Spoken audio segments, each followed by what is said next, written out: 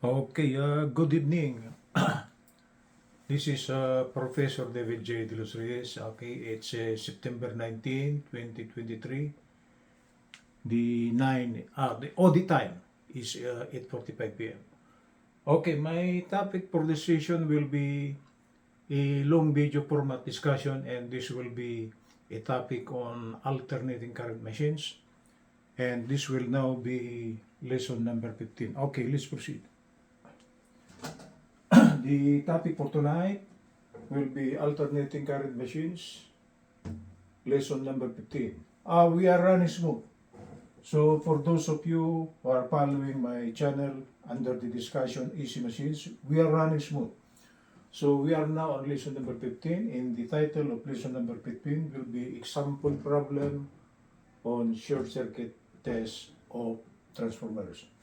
Meaning we are to solve a problem involving a short circuit test in which the problem is asking for the equivalent copper loss of the transformer, because lesson number 14 discusses the short circuit test, and as we studied the concepts the last time around, the short circuit test is actually the test that will determine the copper loss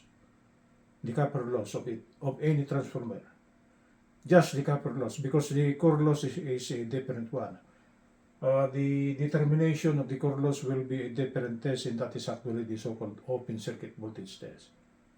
So for the short circuit test, the parameters that are taken are actually the one that will be needed in the computation of the so-called copper loss. Okay, I will try to read the problem. The following data were obtained from a short circuit test performed upon a 50 kVA. The apparent power of the transformer is 50 kVA. The voltage specification is 2300 and 115 volts, meaning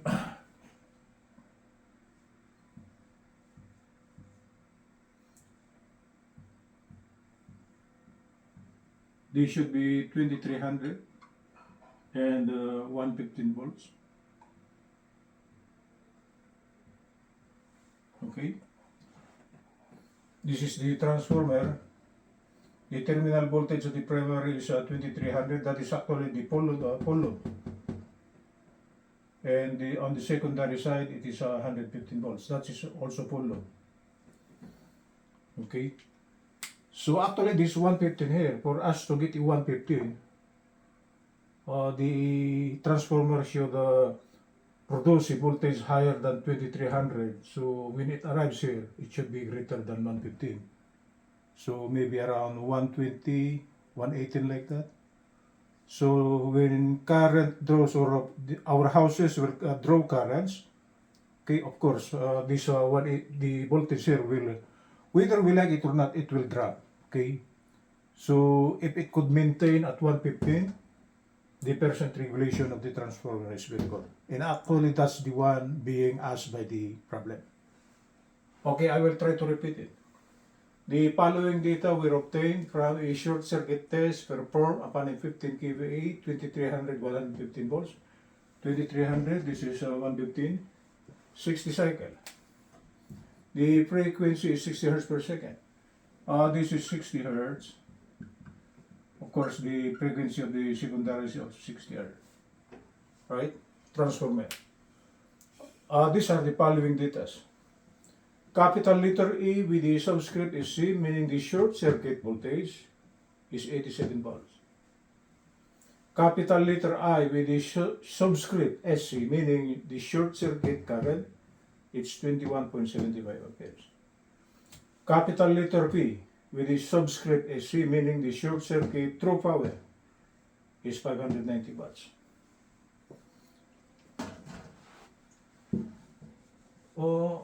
We must have to draw the picture. The last time around, we draw the figure, so actually it will be something like this. Okay. We got an ammeter here. We got a voltmeter here. and we got a wattmeter here.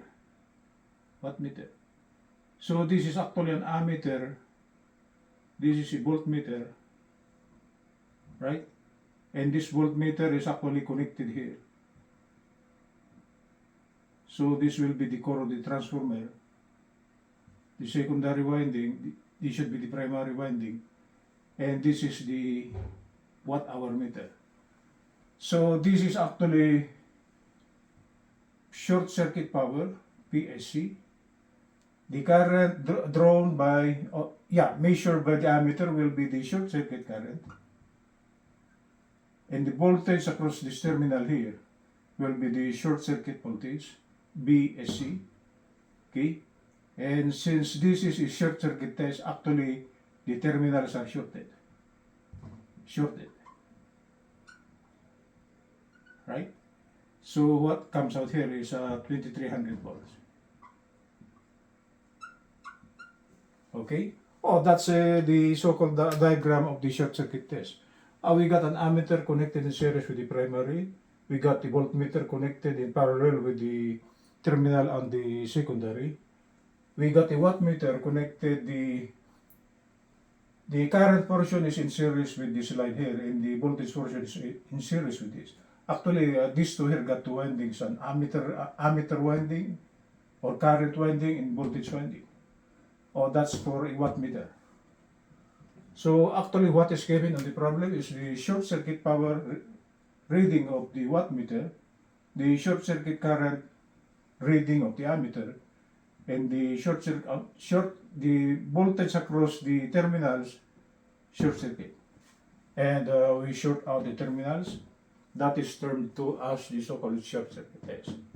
So for this given problem, we are given PSC, ISC, and BSC, and the problem is asking what will be RE, XE, and ZA, and lastly, what will be the percent regulation. Is the transformer good enough? Is the percent voltage regulation high or low? If it's low, the transformer is good, but if it is high, the transformer is not good. Okay, let's proceed with the solution. So this is actually what is being asked. RA, ZA, and XA. And the percent regulation, meaning percent voltage regulation, if the power factor at the secondary will be 0.86. Okay? These are just the data to compute for the copper losses.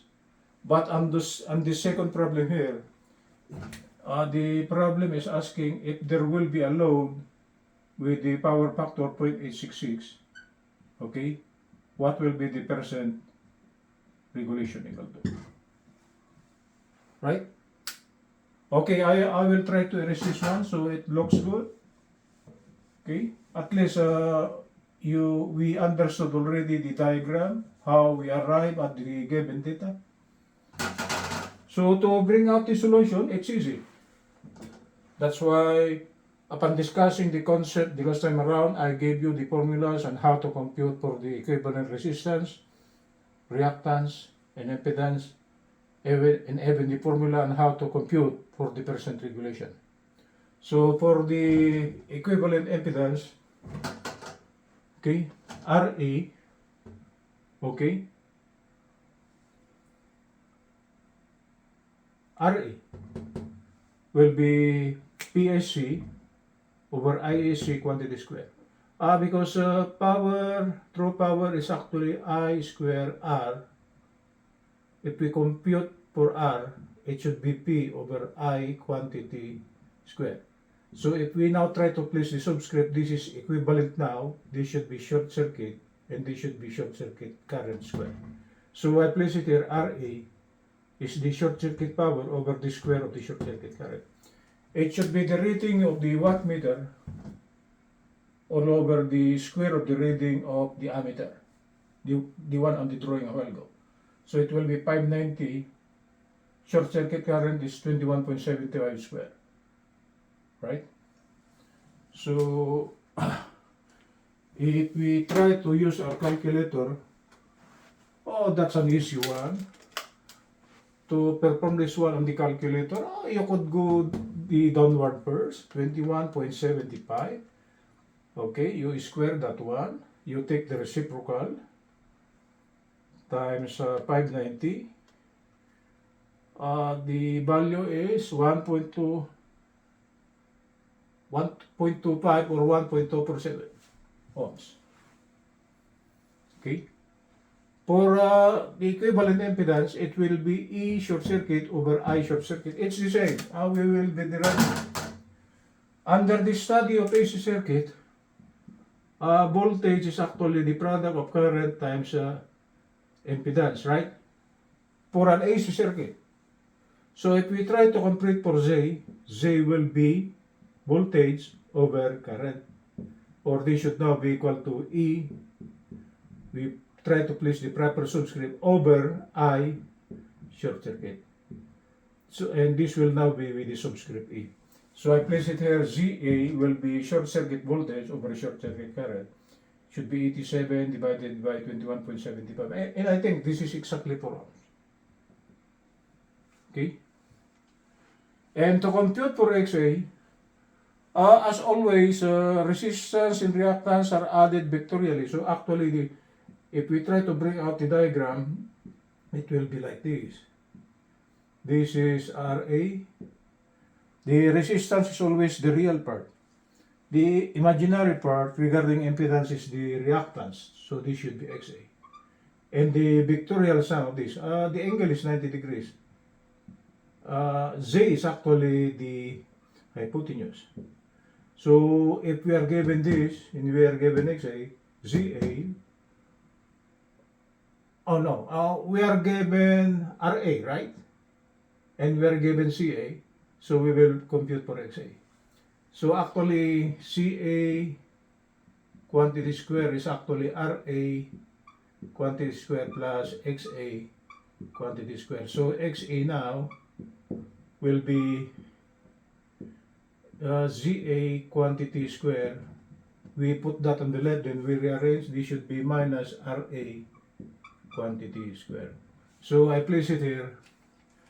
The equivalent reactance now by using Pythagoras principle will be 4 square, which is CA, right? Minus the square of RA. Minus. Okay, because we are solving for this side here. We are given the hypotenuse and we are given the adjacent side, considering this angle. So we are solving for this. It will be the difference. So XA will be 3.8 ohms. So the equivalent resistance, impedance, and reactance of the transformer is actually 1.247. Impedance is 4 ohms and reactance is 3.8 ohms. Okay. Oh, what's next? Okay, I would like to erase this one again. At least we understood it already. Right? So it will look nice. We are online. Right? What's next? Let's try to compute for the percent regulation. This is a little bit tricky because we must have to bring out a vector diagram.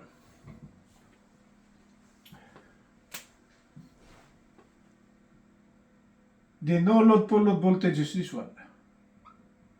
Right? This is voltage at full load. Right?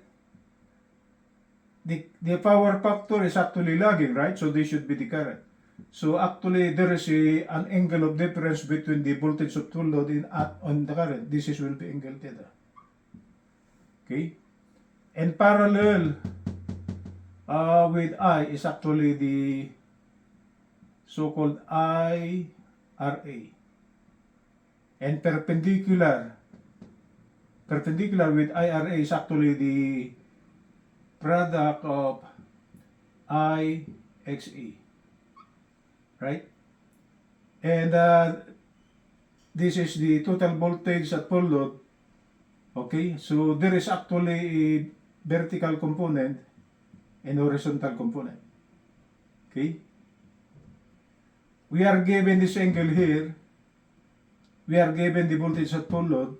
So actually this will be voltage at full load cosine of angle theta. And this side here, can you see it? will be the voltage at full load sine of theta. Okay? So actually this one here, we can transfer it here. Okay? And this one here, we can transfer it here. So it seems this is the total real part, and this is the total imaginary part, and the vectorial sum will be the voltage at no load. So it is this. In clear terms, this is the voltage at full load. This will be the current. Okay? This is the current. In parallel with this current here is the IR drop. It is this. Perpendicular with the IR drop is the IX drop. Okay? The voltage at full load and the current is actually, they got an angle of difference. So actually, this side here is actually a hypotenuse. Right?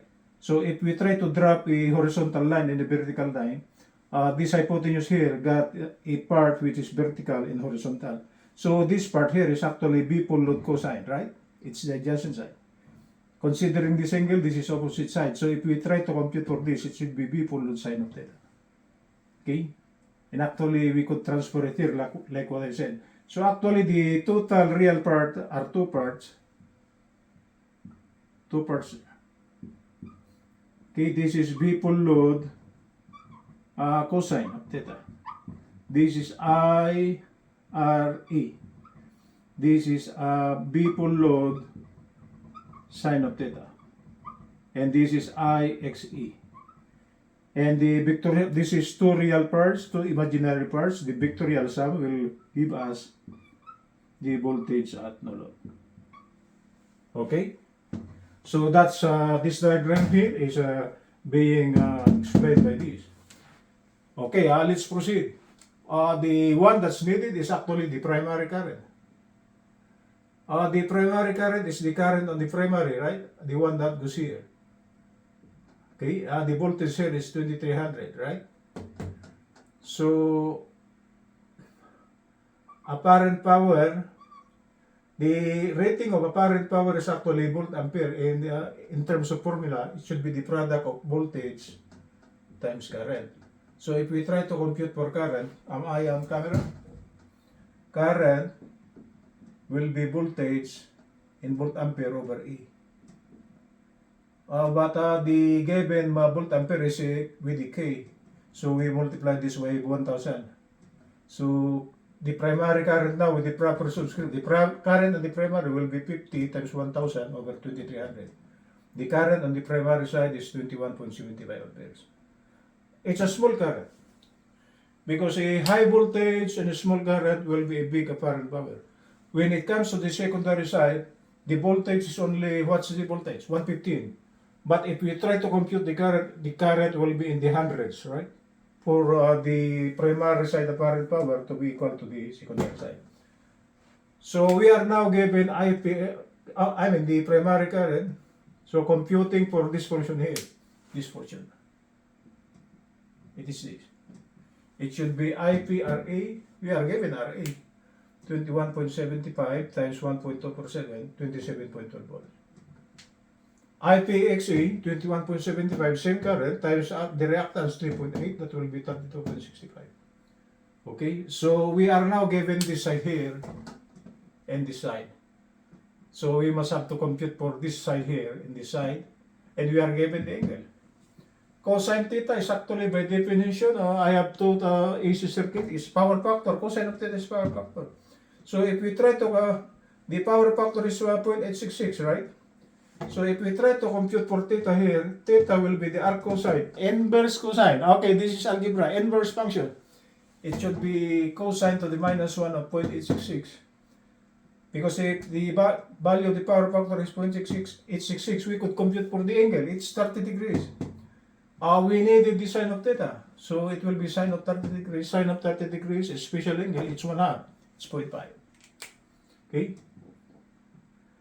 So the total real part of the voltage now will be this side here plus this side. It is actually 2300 times cosine of theta. This is voltage at full load times cosine of theta. plus the product IRA, which is 27.12. If we try to simplify this one, this will be 2018.12 volts. The imaginary part, it will be B full load sine of theta plus IXA.